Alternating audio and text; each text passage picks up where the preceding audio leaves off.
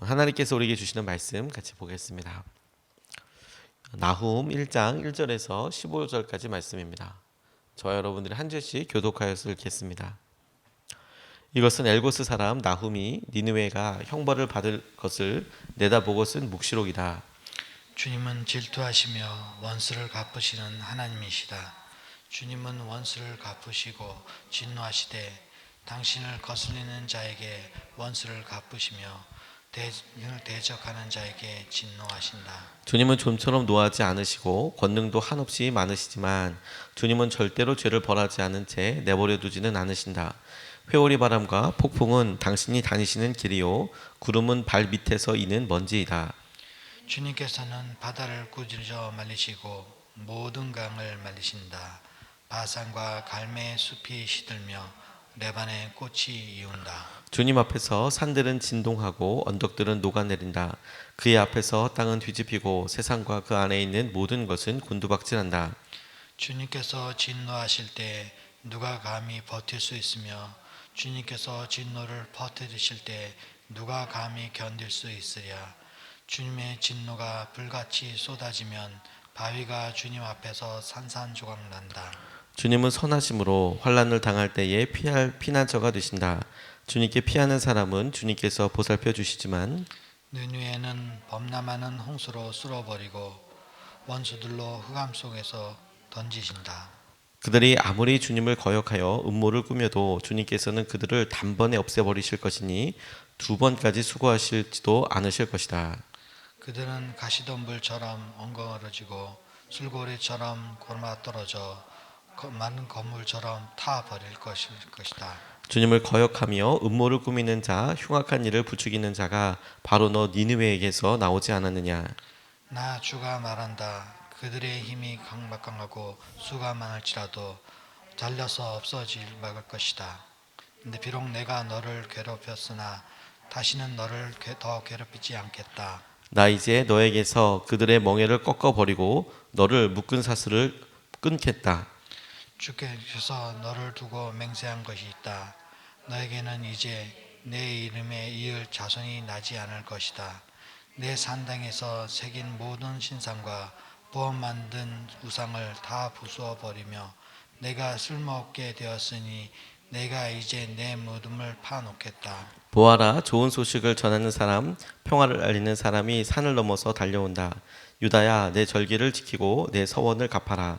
악한 자들이 완전히 사라졌으니 다시는 너를 치러 오지 못한다. 아멘. 하나님 말씀입니다. 우리가 제3차 40일 특세를 하면서 소선지서들을 묵상하고 있습니다. 우리가 하나님 말씀이 성경에 66권 이렇게 모아져 있지만 어떤 말씀과 어떤 성경은 우리에게 굉장히 익숙하고 또 여러 번 설교를 들었기 때문에 그 내용도 알고 있는 경우들이 있고, 그런데 또 어떤 성경들은 우리가 많이 접하지 않아서, 다시 말해서 설교를 많이 듣지도 못하고 그리고 우리가 많이 읽지도 않았기 때문에 막연하게 어떤 생경함, 이 말씀은 읽으면 아마 이런 내용일 거다라고 우리가 상상하고 추측하는 것과 혹은 내용을 전혀 모르기 때문에 오는 그런 묘한 경외감, 두려움, 이것이 우리에게 어떤 의미일까를 잘 생각해 보지 않아서 오는 막연한 생각들이 있는데, 대표적으로 요한계시록을 이렇게 보면 의외로 사람들이 읽어보면 요한계시록에서 나타나고 있는 재림의 여러 일들, 그리고 그 일에 대해서 하나님께서 어떻게 말씀하시는지 마지막 날에 대해서 이야기하시는 것에 대해서 이게 두려움이 아니라 하나님께서 놀라운 소망과 놀라운 계획을 가지고 계시구나, 이렇게 새롭게 읽으면 읽을수록 알게 되는 경우들이 많이 있습니다. 두렵고 이것을 잘 모르기 때문에 두려워하는 것뿐이지, 아니구나, 이 말씀은 하나님께서 우리에게 주시는 굳건한 믿음 위에 세워진 소망의 말씀이구나, 이런 것들을 알게 되는데, 소선지서도 마찬가지인 것 같습니다. 선지서 자체가 어떤 이스라엘과 남유다 뿐만 아니라 고대 근동에 있었던 여러 나라들의 멸망에 대해서, 심판에 대해서 이야기하니까 말씀을 그냥 쭉 읽어갈 때 어떻게 망하게 될 것이다, 어떻게 될 것이다 라는 말이 온통 부정적인 것 같고 심판이고 경고의 말씀이다 보니까 읽다 보면, 혹은 가끔 이렇게 묵상하다 보면 방향을 잘 잡지 못하시는 경우들이 있으세요. 근데 실제로 그런 막연한 생각을 조금 더 묵상을 해보고 또 깊이 들어가 보고 이것의 배경을 살펴보고 하나님께서 이렇게 말씀하시는 의도를 찝어보면 그런 놀라운 사실들을 똑같이 경험하게 됩니다. 아, 주님께서 심판하시겠다 이렇게 말씀하시는 것은 그 끝이 완전한 멸망과 그리고 그 결말에 포커스가 있는 것이 아니고 이 말을 통해서 돌아오게 될 사람들, 그리고 돌아오라고 말씀하시는 하나님의 간절함, 이게 중심이라는 것을 알게 됩니다. 그래서 저는 이런 소선지서와 선지서를 쭉 읽을 때 하나님께서 멸망하겠다, 경고하겠다 이렇게 하시는 말씀들을 오히려 거꾸로 사랑한다는 말씀이구나, 하나님께서 우리께 사랑하시고 하나님이 하나님이신 것을 드러내시겠다는 말씀이구나, 이렇게 고쳐서 읽어보니까 더 많이 은혜가 되더라고요. 하나님 사랑해서 이러시지, 하나님께서 붙잡아 주려고 이렇게 하시지. 오늘 나훔서를 처음 시작하면서 하나님께서 이 니느웨에 갖고 계셨던 마음에 대해서 우리가 질문하고 생각해 보게 됩니다. 나훔은 요나가 처음으로 니느웨에 가서 하나님께서 이 땅을 멸망시키실 것이다 라고 이야기했을 때 그들이 다 회개했습니다. 그리고 150년이 지났을 때 선지자 나훔에 의해서 다시 선포된 말씀입니다. 요나로 인해서 극적으로 회개했던 니느웨, 당시 아시리아 혹은 아수르의 수도였던 니느웨가 그 말씀 앞에 옷을 찢고 회개하게 되죠. 니느웨 성에 살고 있었던 사람들이 다 회개하게 됩니다. 근데 하나님께서 그 모습을 보고 그들을 긍휼히 여기셨어요. 그리고 시간이 지나갔는데 150년이 지나갔으니까 그렇게나 많이 지났어 이렇게 생각할 것이 아니라 그들이 그렇게 회개하고 난 이후에 다시 악한 행동들로 돌아갔다라는 거예요. 다시 하나님께서 이 땅을 굳이 긍휼히 여겨야 될 이유가 하나도 없을 만큼 잔인하고 폐악무도하고 그들이 10번 100번 심판을 당했어도 이상하지 않을 만큼의 죄 가운데 똘똘 뭉쳐서 이렇게 살아가더라는 겁니다. 150년 시간이 흘렀다고 하지만 진정한 회개는 삶이 완전히 바뀌는 것이거든요. 그들의 삶이 바뀌어서 그 바뀐 대로 사라지게 되는 거거든요. 거기에 우리가 요나에게서 복음이 전파되고 말씀이 전파되고 회개하고 그 나훔에게 다시 말씀하시는 하나님의 그런 계획이 바로 거기서부터 우리에게 차이가 있고 또 접근되어진다고 다가온다고 싶습니다. 오늘 우리가 읽었던 이 나훔서의 서두에서 우리가 두 가지로 같이 붙잡고 묵상하고 싶은데요. 첫 번째는 죄를 대하는 하나님의 태도입니다. 죄를 하나님께서 어떻게 생각하고 계시고 죄를 어떻게 하나님께서 다스리기를 원하시는지가 나훔서에 나와 있는데요. 2절서부터 3절 말씀까지 보면 이렇게 나와 있습니다. 주님은 질투하시며 원수를 갚으시는 하나님이시다. 주님은 원수를 갚으시고 진노하시되 당신을 거스리는 자에게 원수를 갚으시며 당신을 대적하는 자에게 진노하신다. 주님은 좀처럼 노하지 않으시고 권능도 한없이 많으시지만 주님은 절대로 죄를 벌하지 않은 채 내버려 두지는 않으신다. 회오리 바람과 폭풍은 당신이 다니시는 길이요 구름은 발 밑에서 이는 먼지이다 라고 이렇게 이야기합니다. 죄에 대하여 하나님께서 가지고 계신 태도는 그냥 정말 단호하십니다. 단호하십니다. 하나님은 질투하시며 원수를 갚으시는 분이시다. 이 죄가 관계와 관련된 것임을 다시 한번 떠올려야 합니다. 하나님께서 우리에게 죄에 대해서 이야기하실 때 그것은 구체적으로 우리가 어떤 행동, 잘못을 드러냈고 그 잘못의 결과와 결말들만 이야기할 뿐만 아니라 더 포괄적으로 우리가 사랑하는 부부 사이에 그리고 부모 자녀 사이에 이것이 물리적으로나 도덕적으로 아니 사회적인 법적으로 그게 죄는 아니라고 하더라도 신뢰하고 사랑하는 사이에서 있으면 안 되는 여러 행동들 포함하는 것이라고 말씀을 드렸습니다. 그래서 질투라는 말이 신뢰를 기반으로 하기 있기 때문에 사랑을 기반으로 하기 때문에 이것이 상대방의 아픔과 간절함과 안타까움과 그리고 그 사랑의 너무 아픈 배신을 이야기하고 있는 것이 단어입니다. 질투하시는 하나님이시고 원수를 갚으시는 분이시라는 겁니다. 우리가 한 대로 하나님 앞에 아픔을 드린 대로 아프게 한 대로 그대로 갚으시는 분이시다. 죄를 벌하지 않은 채 그대로 내버려 두지 않으신다라고 말씀하고 계십니다. 그냥 잘 사는 것 같고 죄 가운데 살아서 영원히 살 것 같지만 하나님은 절대 잊지 않으시고 그것을 내버려 두지 않으시겠다라고 말씀하십니다. 하나님 은혜에 대해서는 꼭 기억하셔서 오랫동안 참으시지만 은혜의 하나님이셔서 그럼에도 불구하고 동시에 당신의 방법대로 악한 사람들을 심판하시는 분이세요. 이걸 우리가 꼭 기억해야 합니다. 나홈에 대해서 통해서 하나님께서 니느웨에 다시 말씀하실 때도 하나님께서 지적하시는 것이 은혜를 베푸시는 하나님이시지만, 그럼에도 불구하고 죄 가운데 살고 있는 사람들에게는 하나님께서 끊임없이 그 죄를 지적하시고 그 죄에서 돌이키기를 원하실 뿐만 아니라 완전히 돌이켜진 것까지 나아가기를 원하시는 하나님이신 것이죠. 하나님은 죄에 대하여 단호하십니다. 우리가 안타깝게 같이 기도하고 있는, 우리가 치유를 위해서 기도하고 있는 우리 환우들을 잠깐만 떠올려 보십시오.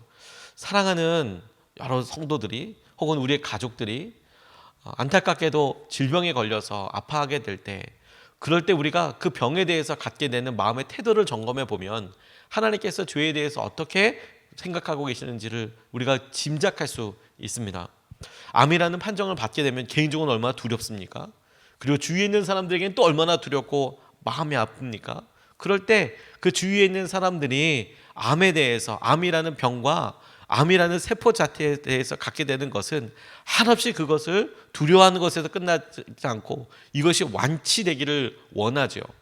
정말 완치되기를 원합니다. 방법이 있다면, 살 수 있는 방법이 있다면, 그리고 건강해질 수 있는 방법이 있다면 주위에 있는 사람들은 뭐 고민할 필요도 없을 겁니다.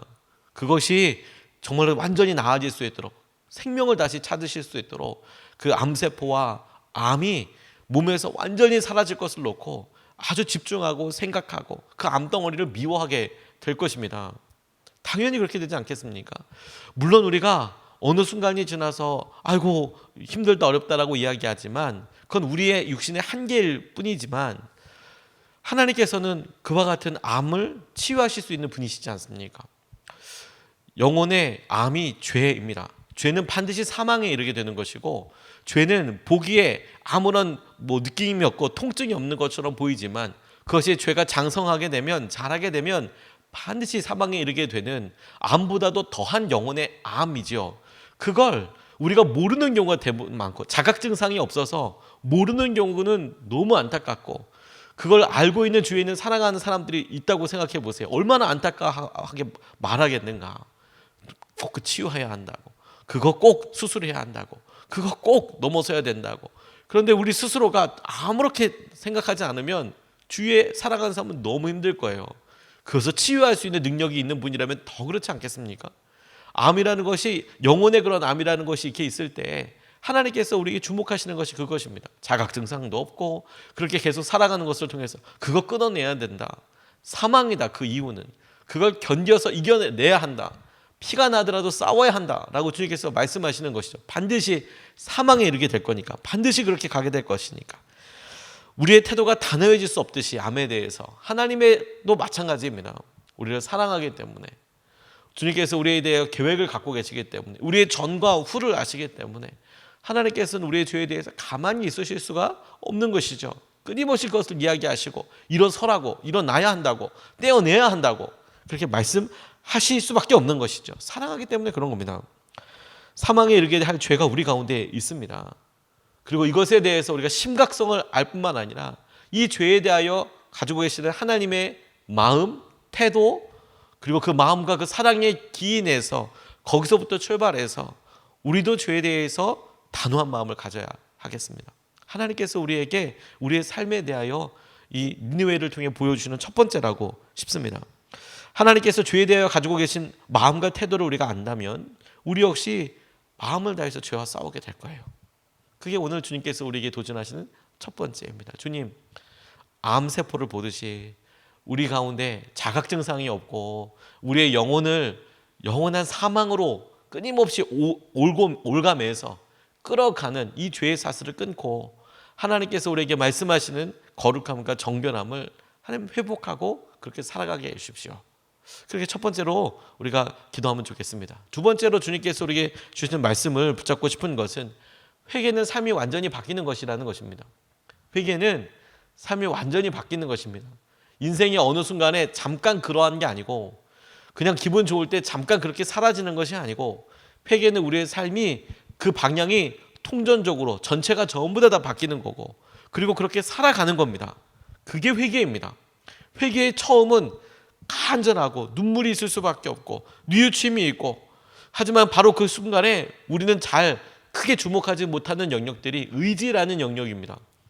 내가 죄인인 것을 깨닫고 그 죄가 나를 죽어가게 한다는 것을, 죽음에 이르게 한다는 것을 내가 알았다면 그러면 결단하게 될 것입니다. 그렇게 살지 않을 거야.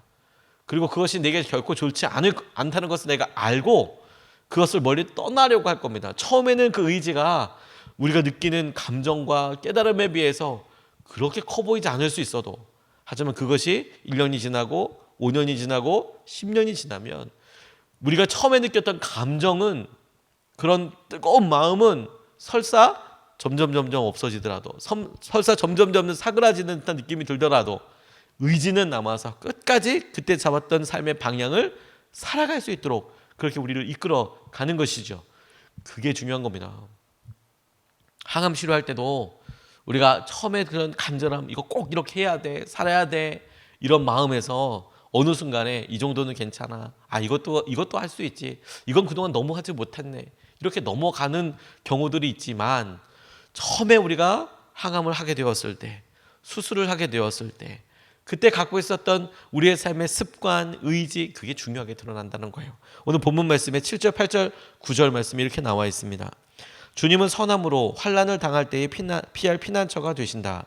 주님께 피하는 사람은 주님께서 보살펴 주시지만 니느웨는 범람하는 홍수로 쓸어버리시고 원수들을 흑암 속으로 던지신다. 그들이 아무리 주님을 거역하여 음모를 꾸며도 주님께서는 그들을 단번에 없애버리실 것이니 두 번까지 수고하지도 않으실 것이다. 15절, 보아라, 좋은 소식을 전하는 사람, 평화를 알리는 사람이 산을 넘어서 달려온다. 유다야, 내 절기를 지키고 내 소원을 갚아라. 악한 자들이 완전히 사라졌으니 다시는 너를 치러오지 못한다. 이렇게 이야기합니다. 니느웨의 모습을 드러내시면서 그들을 심판하실 것이다 라는 것에 대해서 말씀하고 계시지만, 저는 요나서와 이어서 이 말씀이 이어진다고 싶어요.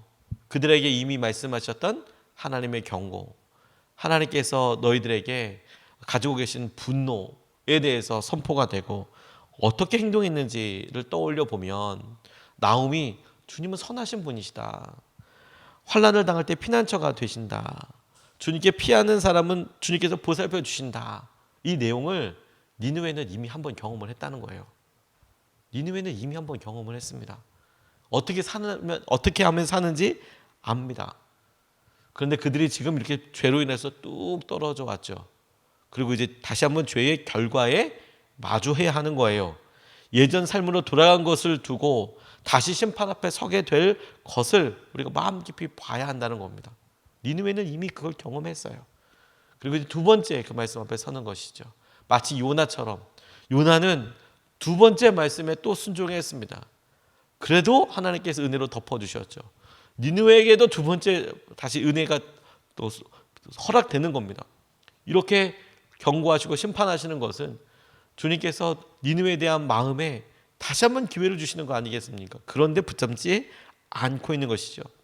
주님은 선하시다, 피난처가 되신다 라는 이야기는 무엇보다도 니느웨에게 가장 첫 번째 적용되는 말이고, 그리고 니느웨에 대해서 알고 있는 여러 믿음의 사람에게도, 보아라, 요나 때에 구원하였었던 하나님의 은혜가 이제 나훔의 때에 동일하게 임할 수 있을 텐데 어떻게 하는지 봐라. 니느웨가 어떻게 하는지 봐라.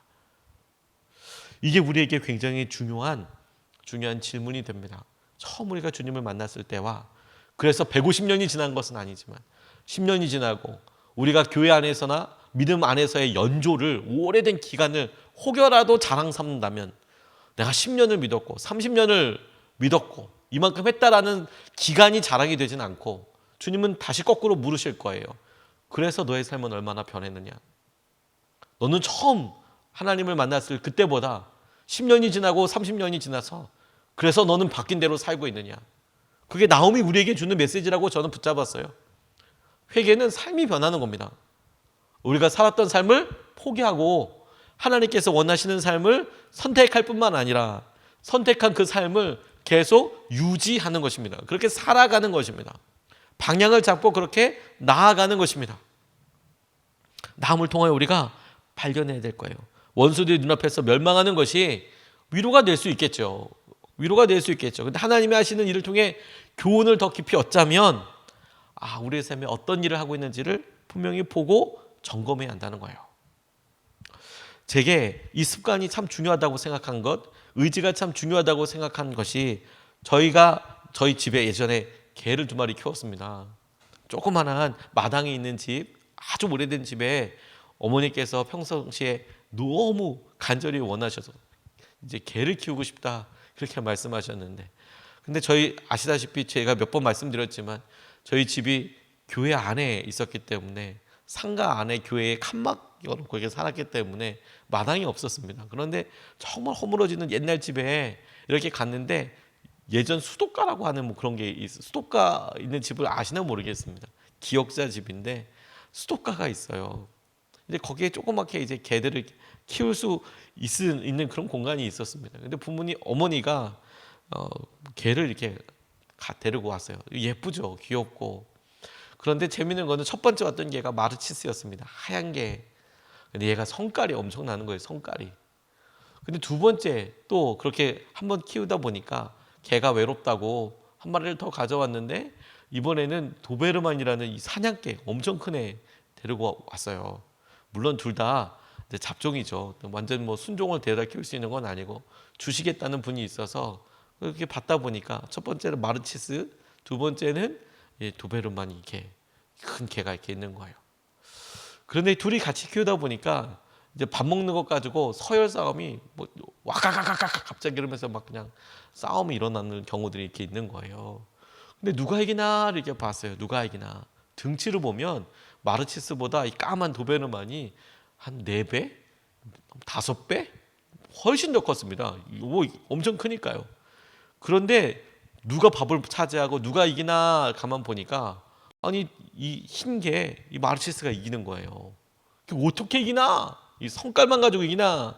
그래서 가만히 보다 보니까 중요한 사실 한 가지 알았어요. 많이 먹는 게 이기더라고요. 평소 때 덩치가 중요한 게 아니라 많이 먹는 게 이기더라고요. 많이 먹는 게.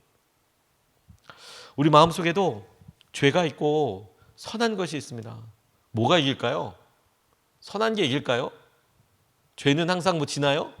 아닙니다. 우리가 삶으로 경험하고 있는 것은 말씀은 분명히 주님의 복음이 우리에게 승리가 있고 우리의 삶도 분명히 선한 주님의 손 안에 있을 때 승리한다고 이야기하고 있는데 실제로 우리 삶의 경험이 되어질 때 왜 그렇게 되지 않습니까? 라는 이유는 우리의 의지와 우리의 선택 때문입니다. 우리가 끊임없이 죄에게 밥을 줘요. 끊임없이 우리가 다른 사람에 대해서 평가하고 부정적인 생각을 갖고 비난하고 있는 마음이 우리 가운데 계속 커지고 있어요. 그러니 우리가 결정 내리는 것도 당연히 부정적이고 우리가 생각하는 우리의 말을 하기 시작하고 그래서 상처를 주고 깨워주고 하는 일이 속출하게 되는 것이죠. 하나님 때문입니까? 아닙니다. 우리가 평소 때 우리가 악한 것에 밥을 주기 때문이에요. 많이 주기 때문입니다. 원래 우리가 그런 사람이기 때문입니다. 어떻게 하면 이거 끊을 수 있죠? 우리의 마음속에 다시 회개를 해야 합니까? 아니요. 회개는 주님의 말씀으로 우리가 죄인인 것을 깨닫는 그 순간에 이미 있었고 그 이후서부터는 회개를 하되 우리가 영혼을 구원받게 되는 회개가 아니라 끊임없이 우리의 삶을 다시 살펴보고 말씀에 비춰보아 말씀대로 살겠다라고 고백하고 눈물 흘리는 회개가 있어야 합니다. 그렇게 계속 유지해 가는 것이 필요한 거예요. 회개는 삶이 바뀌는 것입니다. 우리 앞에 주어진 복음을 온전히 붙잡고 말씀대로 따라 순종하는 것이 주님께서 오늘도 우리에게 주시는 행복과 기쁨의 은혜로 나아가게 되는 주님의 부르심이 될 것이고 초청이 될 것이라고 믿습니다. 나홈에게 있었던 두 번째 은혜를 우리가 보듯이 주님께서 우리에게 나홈을 통해서 보여주시는 우리의 삶이 얼마나 바뀌었는지 어떻게 살고 있는지에 대한 질문에 오늘 우리가 말씀으로 반응하고 은혜로 반응하게 되길 주님의 이름으로 축복합니다. 오늘 두 가지 말씀을 같이 나눴습니다. 첫 번째는 죄에 대한 주님의 태도, 그 단호함에 대해서 배웠습니다. 잊지 않으십니다. 주님은 책임을 물으십니다. 죄에 대하여 단호한 생각을 하나님께서는 가지고 계십니다. 두 번째 붙잡고 살펴보았던 것은 회개는 삶이 바뀌는 것이라고 말씀드렸습니다. 그냥 한 번의 기분과 감정이 아니라 우리가 그렇게 느꼈다면 어떻게 사라지게 되는지, 처음에 만났을 때와 지금을 각각 점을 찍어보고 연결해 봤을 때 이게 점점 주님을 향해서 나아가고 있는지, 아니면 똑같이 수평으로 가고 있는지, 아니면 점점 더 세상으로 나아가고 있는지 점을 찍어보고 살펴보고 질문해 보면 이거 부인할 수 없을 거예요. 나홈이 그렇습니다. 주님, 우리가 삶이 바뀌는 삶을 살게 해주십시오. 오늘 그렇게 살아가게 해주십시오. 이 말씀을 붙잡고 두 번 나눠서 같이 기도하겠습니다. 첫 번째 우리 같이 붙잡고 싶은 것은 주님, 죄를 미워하고 싸워 이기게 해달라고 기도하겠습니다. 어느 순간에 이 정도는 되겠다고, 이건 괜찮다고 생각하는 영역들을 주님 앞에 다시 한번 드러냅니다. 주님, 죄를 미워하고 싸워 이기게 해주십시오. 주님께서 죄에 대하여 기억하시고 절대로 그대로 두지 않으시겠다고 하신 말씀을 말씀 그대로 붙잡아서 주님, 우리가 죄와 싸워 이기게 하여 주시고 우리 삶의 습관들을 넘어서게 하여 주시고 하나님께서 하신 은혜를 붙잡게 하여 주십시오. 우리가 첫 번째로 같이 함께 기도하시겠습니다.